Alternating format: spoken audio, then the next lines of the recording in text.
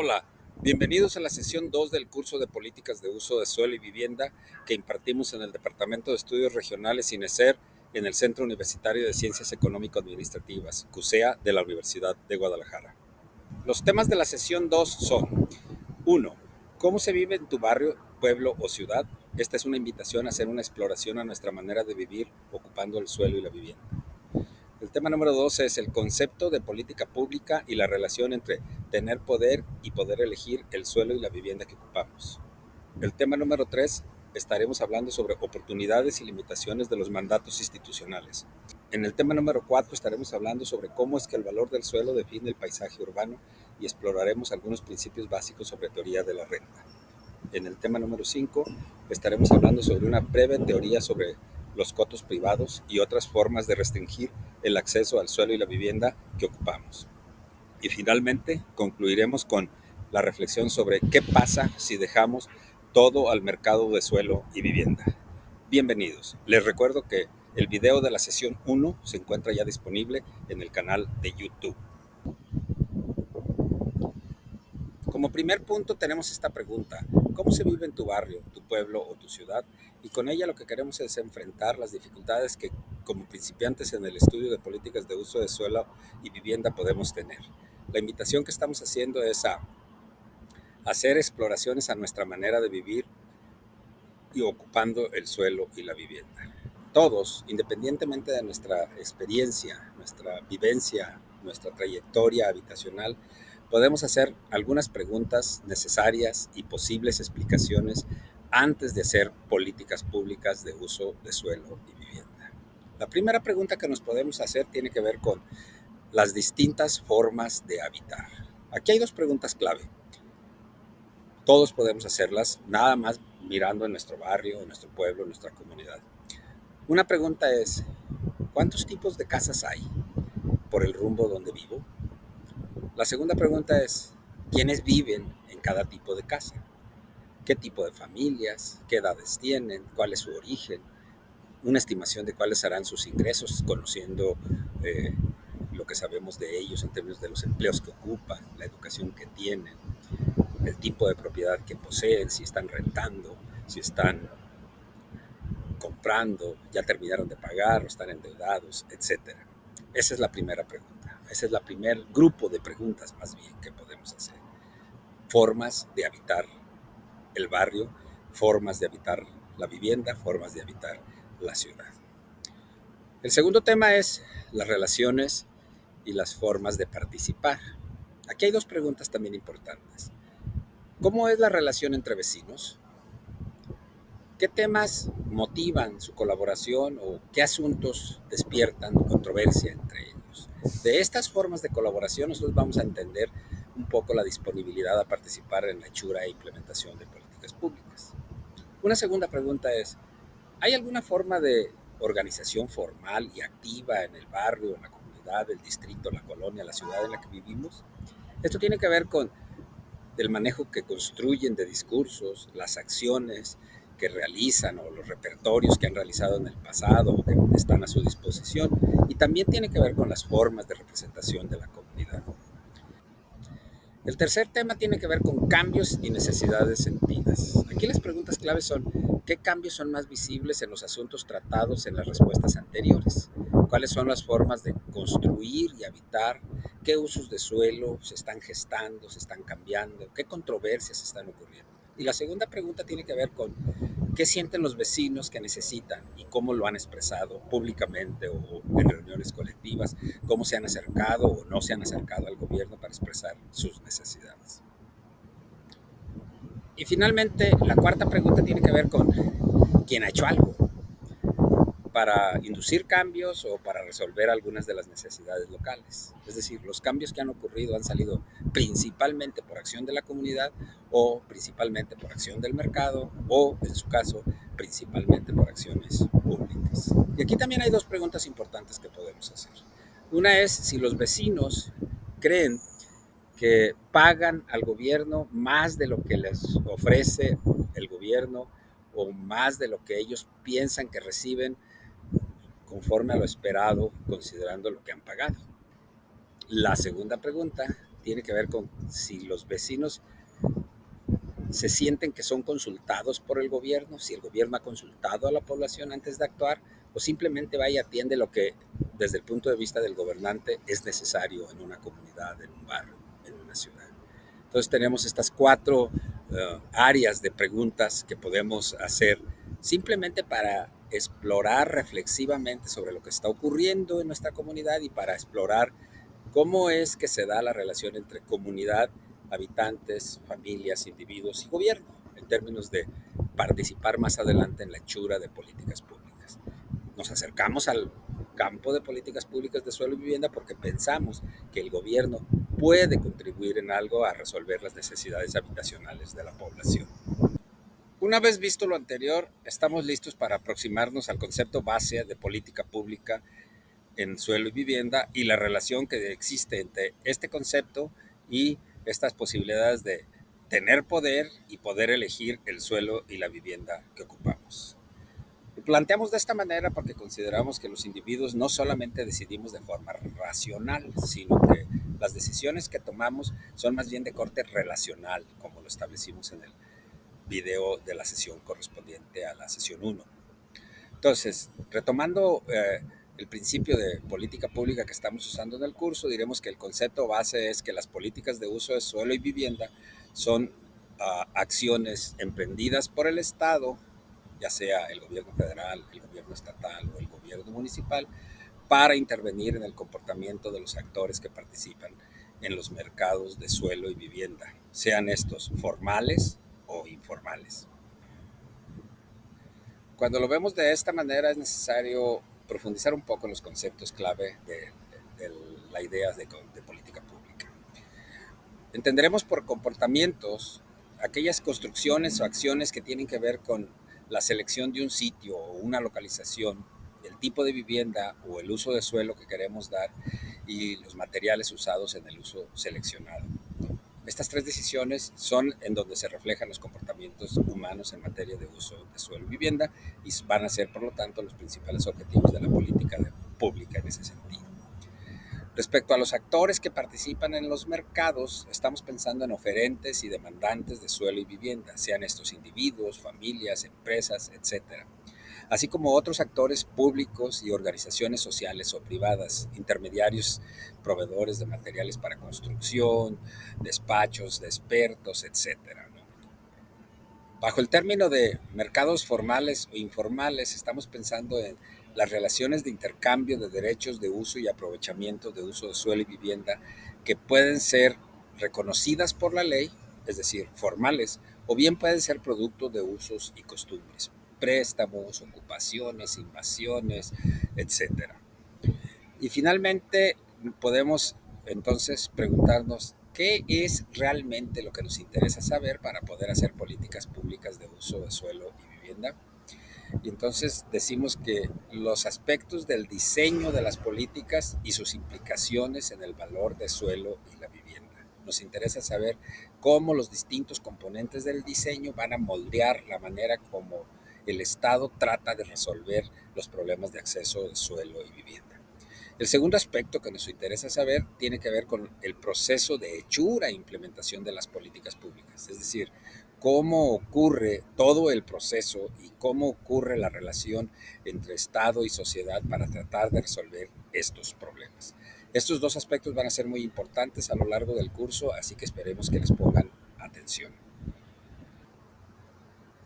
El tercer punto que queremos tratar en esta sesión tiene que ver con las oportunidades y limitaciones de los mandatos institucionales, entendiendo por mandatos institucionales todos aquellos arreglos legales formales que pueden ir desde las constituciones nacionales hasta los reglamentos de los gobiernos locales.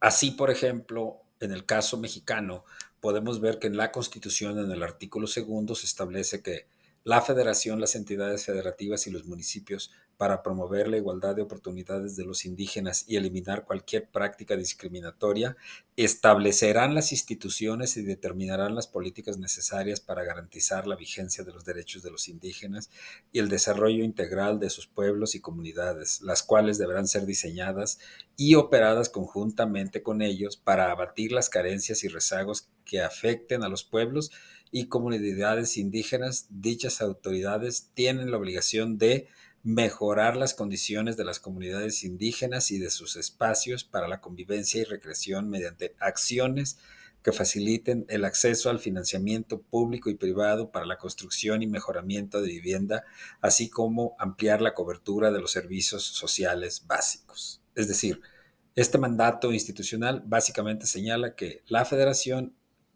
y los demás órdenes de gobierno van a crear estructuras de implementación y diseños de política que deben de atender las necesidades de las poblaciones indígenas consideradas como poblaciones muy vulnerables. En un sentido más amplio, en el artículo 4 se habla de que toda familia tiene derecho a disfrutar de vivienda digna y decorosa. La ley establecerá los instrumentos y apoyos necesarios a fin de alcanzar tal objetivo.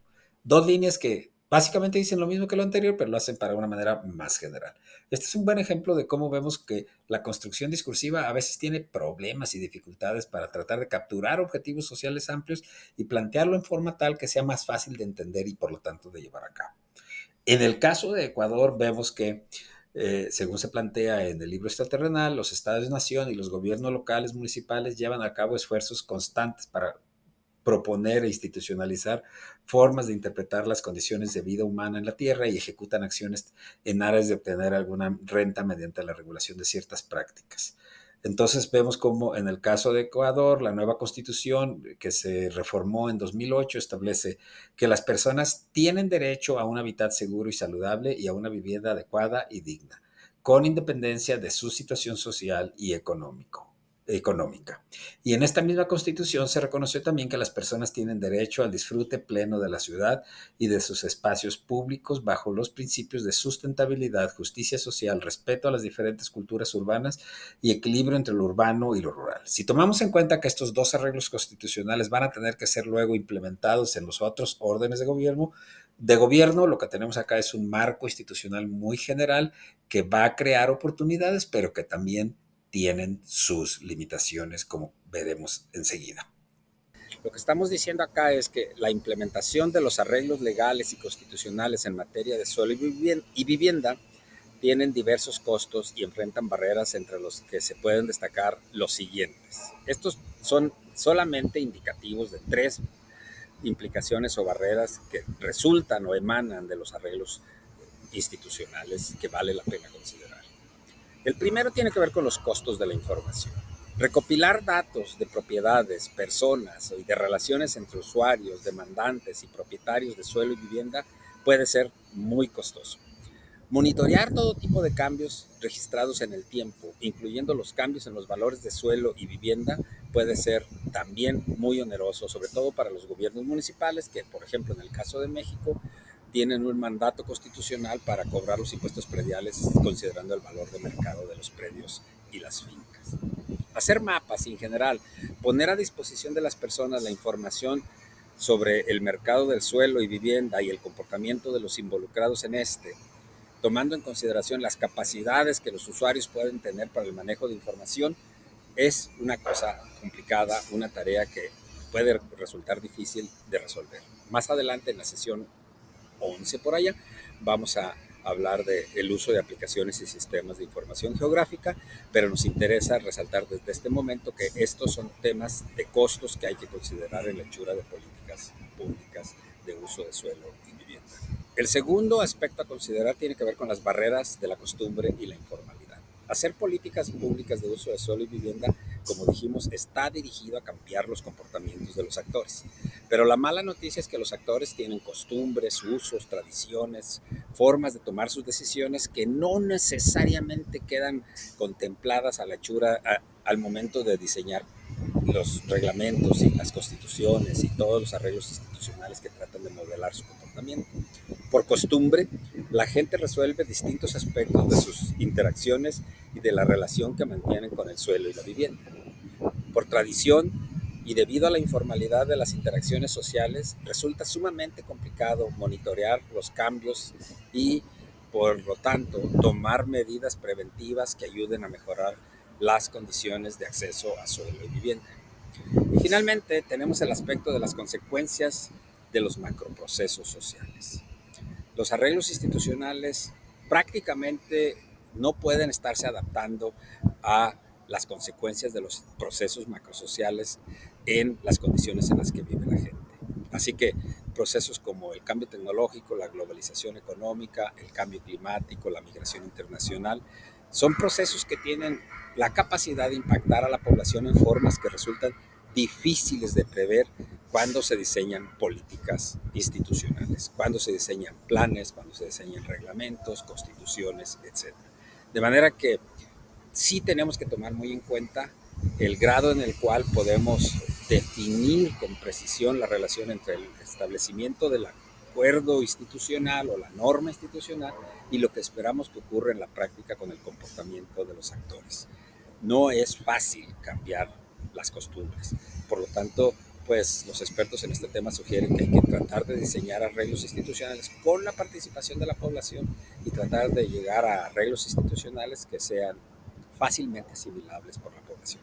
Una tarea que no resulta muy sencilla. El cuarto tema que vamos a tratar es cómo es que el valor del suelo define los paisajes urbanos para explorar algunos principios básicos sobre teoría de la renta que vale la pena considerar.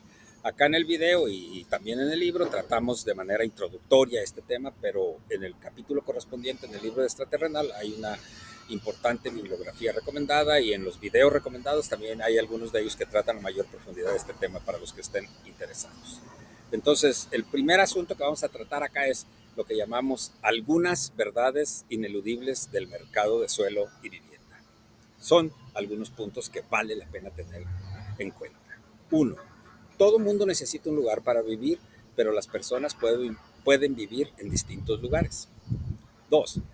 Cada predio o finca tiene un valor de uso único, debido al hecho de que no hay otro igual en el mercado, si consideramos su localización y tal vez en menor sentido el tipo y los materiales utilizados. 3. Si muchas personas deciden vivir en un lugar determinado, sube el suelo y la vivienda por exceso de demanda. 4. Debido a las subidas de valor del suelo y la vivienda, no todo el mundo puede vivir donde quiere y muchas personas terminan por vivir donde pueden.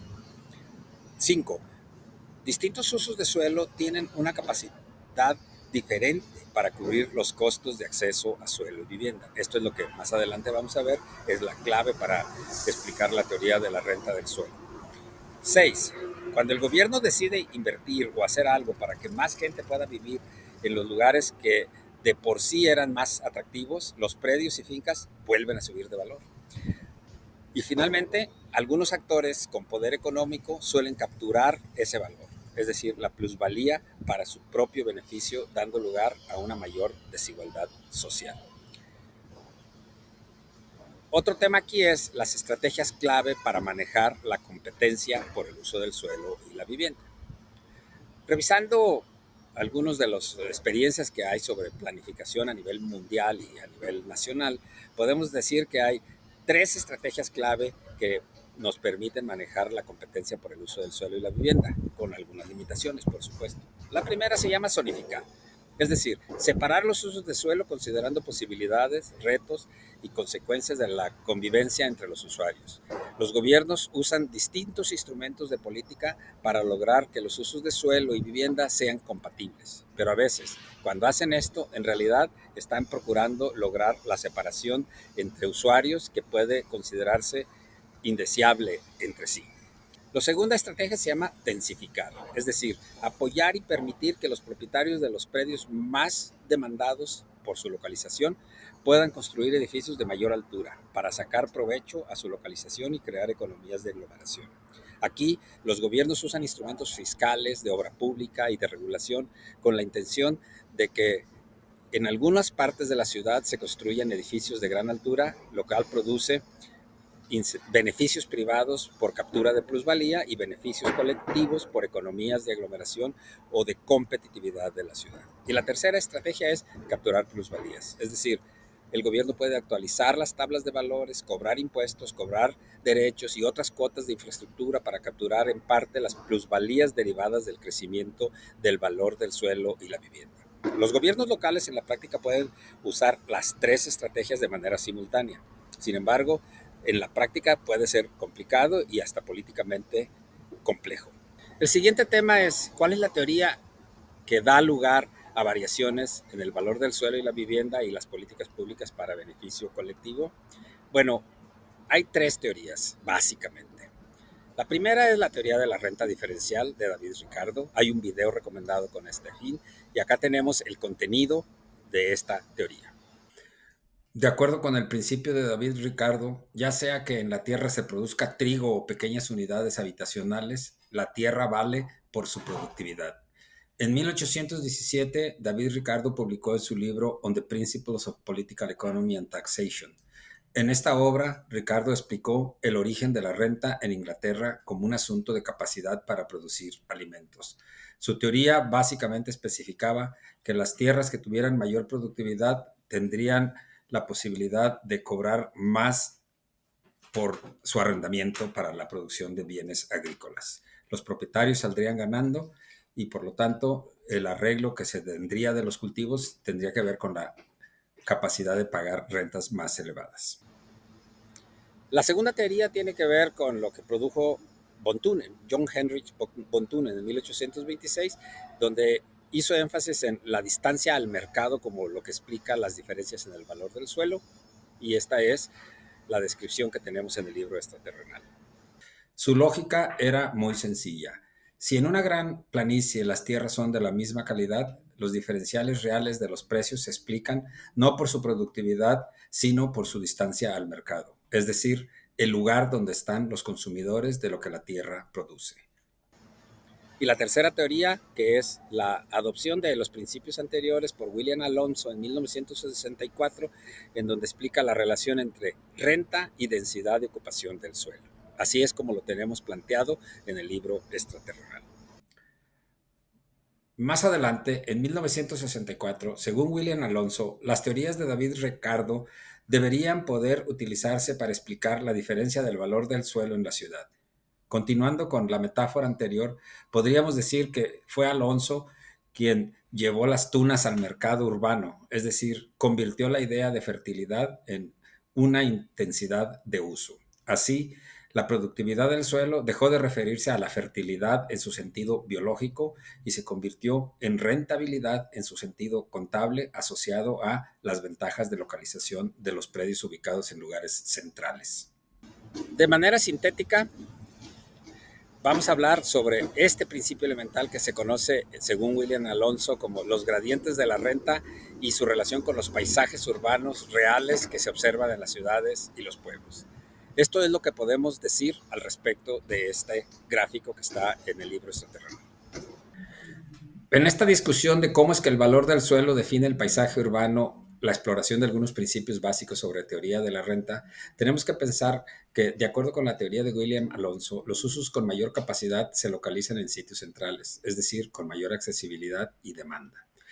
William Alonso tuvo la idea de que los gradientes de la renta se reflejan en los paisajes urbanos reales en las ciudades y los pueblos. Según su teoría, en las ciudades contemporáneas, los distintos usos de suelo están organizados en el territorio considerando su capacidad de pagar el valor de la renta del suelo. De esta manera, en los principales centros de negocios de las ciudades están habitados por los hoteles de lujo, los servicios financieros, las consultorías especializadas, etcétera, que son usos de suelo con una capacidad muy elevada de pagar el arrendamiento tan caro de estas localizaciones. En segundo lugar, estarían los comercios especializados, las viviendas medias, etcétera. Y hasta el final estarían la mayoría de las viviendas de la población, sobre todo la población de más bajos ingresos. El escenario resultante es que mientras los centros de negocios tienen torres habitacionales de lujo, servicios financieros, servicios contables, otros servicios especializados, en la periferia de las ciudades lo que vamos a tener son asentamientos de pequeñas viviendas habitados por personas con bajos ingresos y apenas algunos cuantos comercios vecinales que son los que pueden estar ubicados en esas localizaciones. Las implicaciones que esta geografía de usos de suelo resultante tiene para las políticas de uso de suelo y vivienda son numerosas. La principal de ellas se refleja en la configuración del paisaje de precios de suelo en zonas urbanas metropolitanas como la de Guadalajara, en la que, como veremos enseguida, el centro de negocios, el centro de mayor rentabilidad, no está precisamente en el centro geográfico de la ciudad. Visto todo lo anterior y cuando obtenemos la información suficiente para establecer un mapa de en dónde se encuentran los precios más altos del suelo en una ciudad, podemos ver que el centro de negocios y de poder no siempre está en el centro geográfico de la ciudad, lo cual es una prueba fehaciente, como ocurre aquí en el mapa de Guadalajara, en el que lo que tenemos realmente es una situación en la que el centro más bien se encuentra en una especie de norponiente de la ciudad, que como dice acá, abarca las zonas urbanas, residenciales, comerciales, de servicios, que giran alrededor de lo que se conoce en Guadalajara como el Parque de los Colomos, y que abarca una parte del municipio de Guadalajara en colonias como Colinas de San Javier, Providencia, Country, etcétera, y otra parte del municipio de Zapopan en colonias como Andares, el fraccionamiento Puerta de Hierro, el centro comercial Andares y la zona ubicada alrededor de la Universidad Autónoma de Guadalajara. Este mapa es interesante en Guadalajara porque nos refleja cómo el centro tradicional de la ciudad, donde están los centros del poder gubernamental y religioso, que es el centro tradicional de Guadalajara, la famosa Cruz de Plazas, en el centro antiguo, no es la zona más cara de la ciudad en este momento.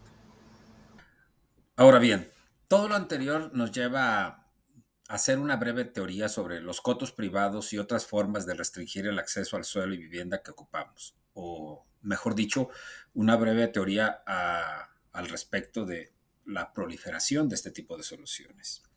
Entonces, acá lo que nos interesa señalar es que, dado que este tipo de soluciones se han extendido de las principales ciudades del país a ciudades medias e incluso a pueblos pequeños en donde ya se empiezan a ver fraccionamientos de acceso restringido, vale la pena señalar algunos aspectos claves sobre las implicaciones que esto tiene en la organización de la ciudad y también en el acceso a suelo y vivienda.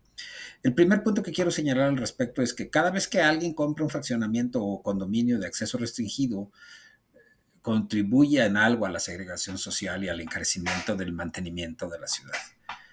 El segundo punto es que los gobiernos municipales pueden subir el predial para inducir a los habitantes de la ciudad a confiar en su capacidad de proveer bienes públicos para su bienestar a cambio de ese derecho de piso u otros derechos que permiten financiar obras y mejorar el acceso a suelo y vivienda y a una vida segura para todos. Pero esto va a tener implicaciones políticas que tal vez va a llevar a muchos gobernantes a mejor no intentar esto y dejar que la privatización siga su marcha inexorable. El tercer punto es que por motivos políticos, como digo, pocos políticos o pocos gobiernos intentan vincular su capacidad fiscal municipal a los beneficios que pueden ofrecer y prefieren que la privatización gane popularidad y financieramente esperan ayudas estatales y federales para resolver sus problemas. Y finalmente está el punto de que el fraccionamiento o condominio vertical te ofrece habitar en una especie de pequeña ciudad bajo tres premisas que tú como comprador debes de asumir. La primera es que la membresía tiene sus privilegios, es decir, vivir en un condominio privado o en un coto privado implica costos que tal vez no tendrías directamente cuando vives en la ciudad normal, por así decirlo. La segunda es que las cuotas de mantenimiento son en realidad una especie de impuestitos para sostener mini gobiernos, es decir, la junta que administra el condominio o la administradora de condominios.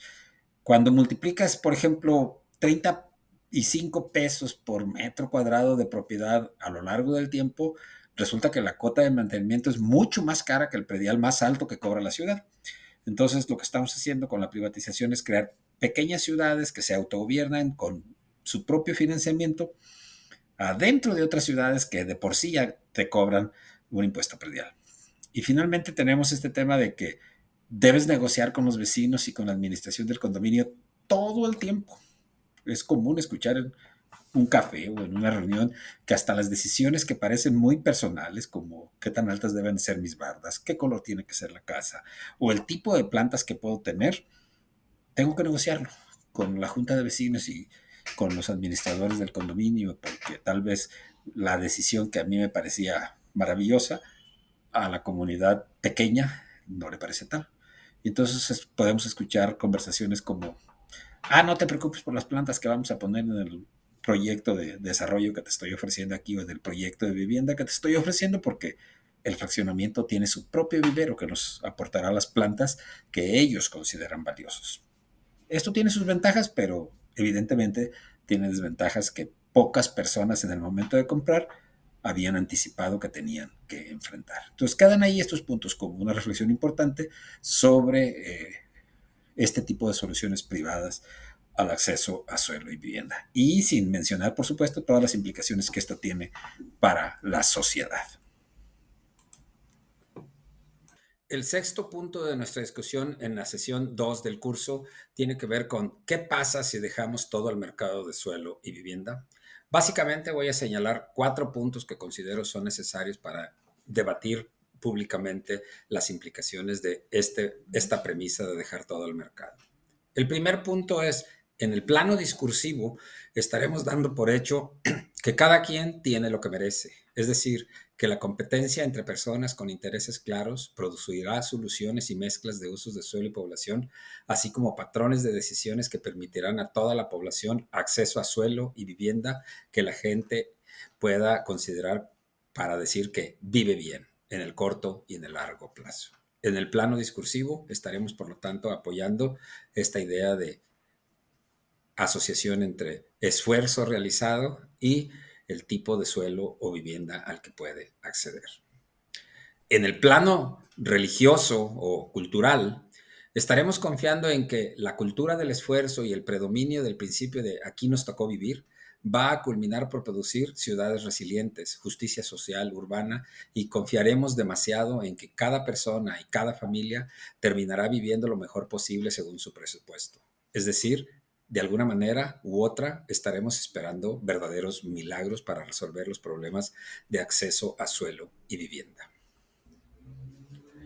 En el plano teórico, estaremos apostando por un paisaje urbano moldeado por las leyes de la renta del suelo, sin tomar mucho en cuenta que dichas leyes producen injusticia social y urbana, segregación, desplazamiento de personas de bajos ingresos a zonas menos atractivas y lo que podríamos llamar en sentido ambiental verdaderas tragedias de los comunes. Es decir, nos estaremos olvidando del cuidado de los bienes comunes a nivel local, pero también nos estaremos olvidando del cuidado de los bienes comunes a nivel global. No debemos olvidar que aquí, en este tema, las pequeñas acciones de lo individual a lo barrial, a lo comunitario, terminan reflejándose en macroprocesos globales. Finalmente, en el plano político, estaremos apostando por un arreglo social de sálvese quien pueda, o como dicen los anuncios de los fraccionamientos y condominios privados, soluciones de vivienda a tu medida, a tu altura, con localizaciones privilegiadas y amenidades que reflejan el compromiso que tú tienes para dar a tu familia lo que merece. Es decir, renunciaremos un poco a la idea del Estado protector de la sociedad y estaremos impulsando la solución privatizada de bienestar.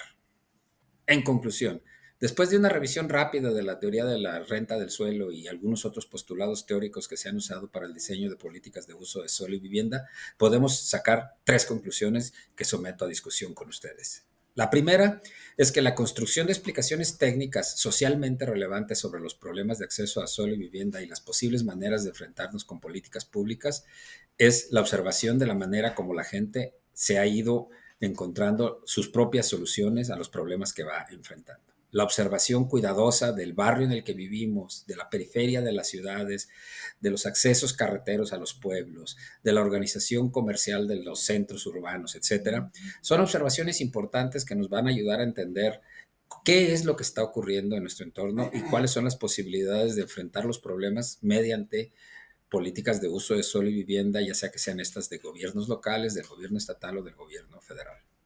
La segunda conclusión es que la construcción teórica y la construcción discursiva de los problemas son complementarias en el diseño de políticas de uso de suelo y vivienda.